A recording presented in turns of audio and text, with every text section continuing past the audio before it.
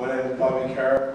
I'm up here talking about a subject I know very little about, but you know, one can always learn.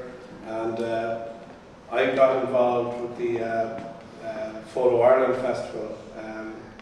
Ankle, who did a fantastic job in organising the whole festival, approached me at the Entrepreneur Show, and he said he was looking for some help because he had this great idea, and he was working on the Photo Ireland Festival for nearly 2 years, and he wanted somebody to assist him in terms of the whole business piece.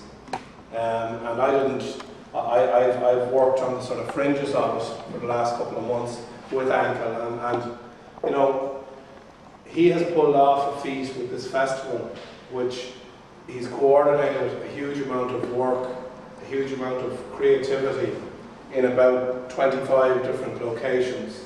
And you know, that is in effect to me is running a business. And although it's not a for-profit situation, it has all the challenges of a business. It has people, it has locations, it has things that can go wrong, it has problems with funding, it has all those things. And I think that, you know, to promote something that one is passionate about, such as photography, you know, I believe personally that these people like Ankle and Ailvik, you know, they need to be supported. And there is a very common thread between business and between art, and unfortunately nothing can survive without money. And you know, so, and I know sometimes artistic people sometimes aren't the most commercial individuals, and sometimes it takes somebody from the commercial world to work with an artist, and it can be a very powerful combination in terms of generating money to get the next project going.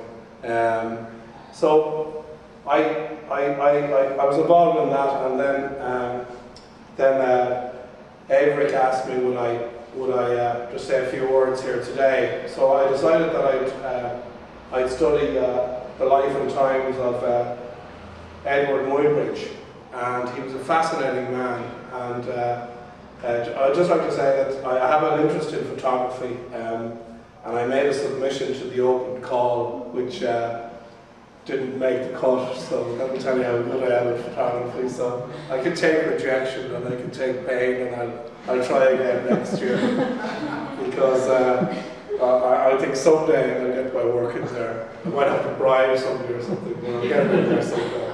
But anyway, back to Muybridge. He was a fascinating character, and he was born in Kingston on Thames in London. His father was a grain merchant, and he arrived in the US in about 1855. There seems to be some. His early years are very. The information about him. He seems to have been missing for about 6 years, and nobody knew where he was. But he originated in the book business, and he ended up in San Francisco with this book business that he used to get paid commission on. And he actually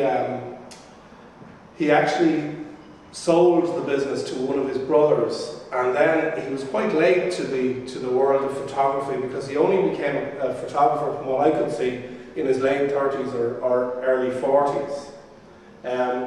Now he did his early work was around I think it's called the Yosemite Valley in Southern California, and he took some beautiful photographs, and he was very clever in that he managed to enlist people like the government and wealthy philanthropists, such as Leland Stanford. We'll come back to him in a minute, but he persuaded the military that he was a good he'd be a very good to do research. They did research in Alaska. He went on a photographic tour of Alaska. He also did work for the lighthouse body and took photographs of all the lighthouses around the coast of America. And in 1868, there was an earthquake in San Francisco, when a lot of the buildings were razed to the ground. He took some fantastic photographs, early photographs of the destruction. He then Stanford was a railway baron, and he was a very powerful industrialist and magnate. And how Muybridge got involved with him was that he was asked to take pictures of his house, and he took photographs of his house, and I believe it was Stanford's wife who had an eye for Muybridge, and he got into Stanford's life on the basis of taking pictures of his house and his family. And then Stanford was a horsey man, and he owned a number of race horses, and the photography for which he's best known was of a horse called Occident. And they said that there was a 25,000 bet with a guy called Keane, an Irish extract apparently, as to what way a horse moved its legs when it was galloping, and did it touch the ground or was it off the ground? And you know, stories vary about it, because it appears that Stanford wasn't a gambling man. So this thing about the 25,000 bet is open to question. And he set up this series of cameras, and the horse. It was a series of cameras that took photographs over a 38-foot span, and they started with these tripwires, where the horse would actually break the wire and it would take the shot, and then a series of tripwires. But that became complex and frightened the horses apparently. So then they moved to this electric. It was like a big wooden contraption. I don't actually know what it's called, but it took the series of, and it was a fantastic thing, because the clarity of the pictures and where the horse's hooves were, it was absolutely magical. You could see some of them there, and Stanford, you know, there was some, like all relationships. As the years went on, there was some dispute as to whether Muybridge was an employee of Stanford's or whether he was working, and that was and what happened in latter years was that Stanford actually he gave money to another photographer who produced some of the same work, and there was a big legal dispute, and it ended, and Muybridge lost the case. He actually ended up falling out with Stanford, not suing Stanford directly, but suing this other guy who produced the book. And